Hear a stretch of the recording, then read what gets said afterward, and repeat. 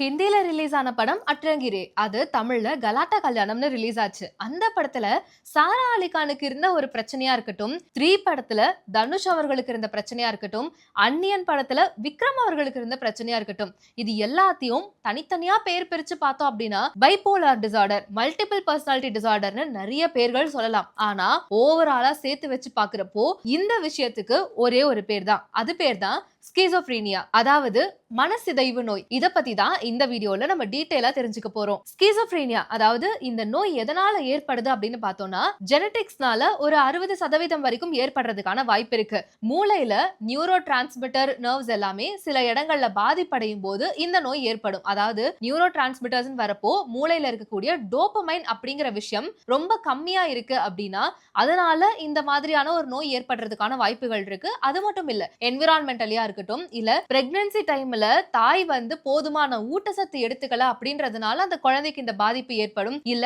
சின்ன வயசுல இருந்தே அவங்க ஃபேஸ் பண்ண ட்ராமாஸ்னால கூட இந்த பாதிப்பு ஏற்படும் அப்படிங்கிற மாதிரி சொல்றாங்க. ஆக்சுவலா இந்த நோய் வந்தா என்ன ஆகும் அப்படிங்கறத பாத்துடலாமா? ஆக்சுவலா இந்த நோய் ஏற்படுது அப்படின்னா இதனால என்ன ஒரு விஷயம் பிரதானமா நடக்கும் அப்படின்னு கேட்டீங்கன்னா, ஒரு மனுஷனால யதார்த்தத்தை புரிஞ்சுக்க முடியாத ஒரு சூழ்நிலைக்கு தள்ளப்படுவாங்க. இந்த ஸ்கிசோஃப்ரீனியா அப்படிங்கறத பொறுத்தளவுல யதார்த்தம்னா என்னன்னே தெரியாம தனக்குன்னு ஒரு தனி கற்பனை உலகத்துல வாழ்றவங்க தான் இதுல பாதிக்கப்பட்டிருக்காங்க அப்படிங்கிற மாதிரி மருத்துவர்கள் சொல்றாங்க. இத 3 விதமா பிரிக்கலாம். ஒன்னு தாட்ஸால பாதிக்கப்படுறது, இன்னொன்னு பிஹேவியரால பாதிக்கப்படுறது, இன்னொன்னு பெர்ஸ்பெக்டிவ்ஸ்னால பாதிக்கப்படுறது.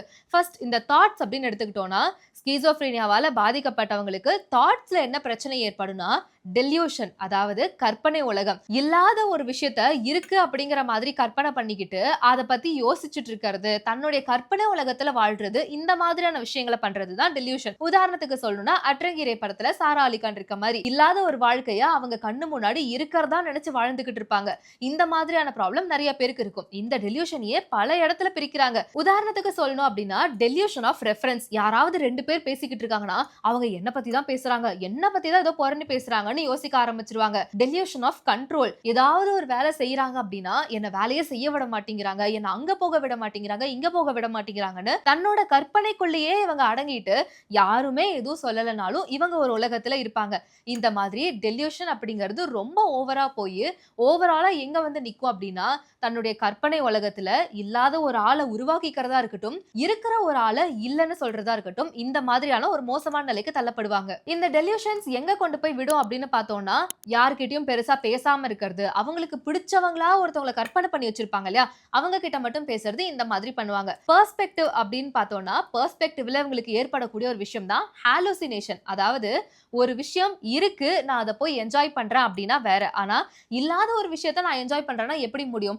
எக்ஸாம்பிளுக்கு ஒரு கான்சர்ட் நடக்குது, அந்த கான்சர்ட்ல நான் போய் ஜாலியா டான்ஸ் ஆடுறேன் அப்படின்னா அது ஓகே. ஆனா கான்சர்ட்டே நடக்காம ஒரு காலி கிரவுண்ட்ல நான் தனியா உட்கார்ந்து ஜாலியா ஆடிட்டு இருக்கேன்னா பாக்குறவங்களுக்கு என்ன தோணும்? இதுதான் ஹாலுசினேஷன். இந்த ஹாலுசினேஷன்ல ரொம்பவும் மோசமா பாதிப்படைவாங்க. இந்த ஹாலுசினேஷனுக்கு ஒரு எடுத்துக்காட்டு சொல்லணும் அப்படின்னா தான் 3 படத்துல தனுஷ் பாதிக்கப்பட்டிருக்கிறது. இது எப்படி இருக்கும் அப்படின்னா ஹாலுசினேஷன் ஆஃப் கமெண்ட்ரி அப்படின்னு சொல்லலாம். யாரோ ஒருத்தவங்க என் கூடவே வராங்க, என்ன அது பண்ணு இது பண்ணுன்னு சொல்றாங்க, என்ன சாப்பிட சொல்றாங்க, தூங்க சொல்றாங்க, என் பக்கத்துல இருக்கவனை அடிக்க சொல்றாங்க அப்படிங்கிற மாதிரி யாரோ ஒருத்தவங்க இவங்களை கமெண்ட் பண்ற மாதிரியான ஒரு பாதிப்பு ஏற்பட்டுக்கிட்டே இருக்கும். இது எந்த அளவுக்கு முத்தி போகும் அப்படின்னா யாரோ ஒருத்தவங்க என்ன மாடியில இருந்து குதிக்க சொல்றாங்க அப்படிங்கிற மாதிரியான அளவுக்கு போய் நிறைய பேஷண்ட்ஸ் கை கால் முறிவோட எங்க கிட்ட வந்திருக்காங்க அப்படின்ற மாதிரி எல்லாம் டாக்டர்ஸ் சொல்றாங்க. லாஸ்டா இருக்கிறது பிஹேவியர். இந்த ஸ்கிசோஃப்ரெனியாவை பொறுத்த வரைக்கும் இந்த பிஹேவியர் அப்படிங்கிறது நமக்கு தெரிஞ்ச ஒரு விஷயமா தான் இருக்கு.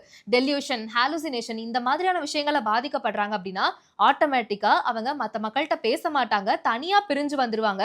ஏன்னா நம்ம உலகத்தை ஏதாவது கிண்டல் பண்ணிடுவாங்களோ, நம்ம கூட இருக்கிறவங்களை கலாய்ச்சிருவாங்களோன்ற மாதிரி ஒரு பயம் ஏற்பட்டும் யாருக்கிட்டையும் பேசாம ஒரு டோட்டல் இன்ட்ரோவர்ட் மாதிரி பிஹேவ் பண்ண ஆரம்பிச்சிருவாங்க.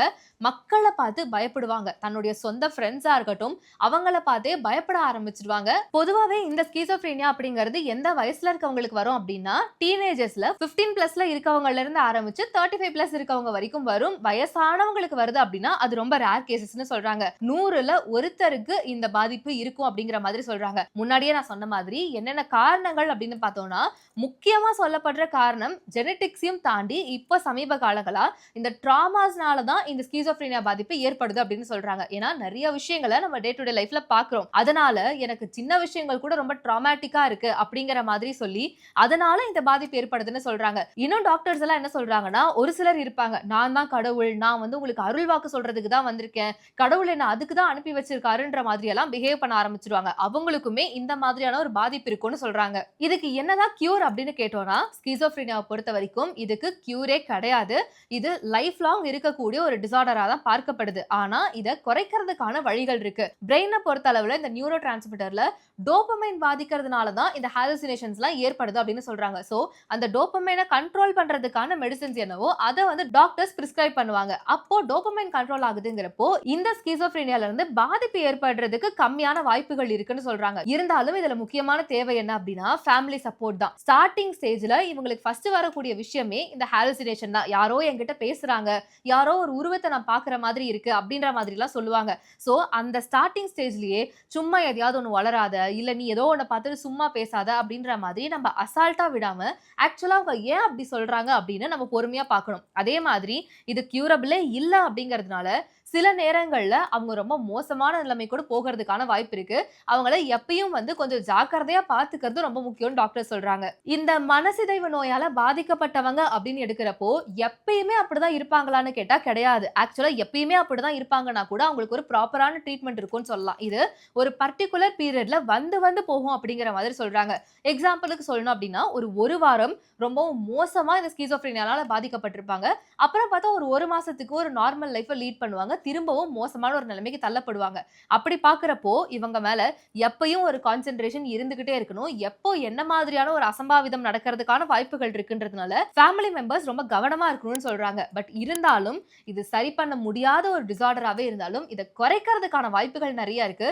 முக்கியமா இந்த ஸ்கிசோஃப்ரீனியால பாதிக்கப்பட்ட மக்கள் ஒரு நார்மலான லைஃபை வாழ்றதுக்கான சாத்தியக்கூறுகளும் நிறைய இருக்குன்னு டாக்டர் சொல்றாங்க.